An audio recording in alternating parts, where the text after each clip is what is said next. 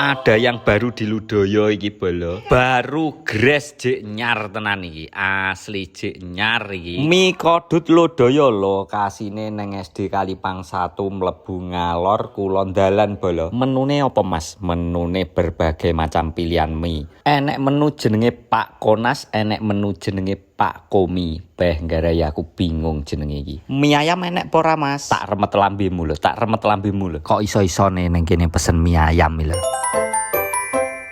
Oh iya, neng kene iki enek es krim barang bolo. Bah iki mau ndak sengaja ya ketemu dulurku wedok bolo. Rene karo anake karo bojone mau nyobain mie kodut Ludoyo. Take away. Lek dingin nongkrong karo keluarga karo kanca-kanca peh po enak nggone ning dhuwur ya ready ya bolo. Oke bolo, aja lali rene ya. Aja lali mangan.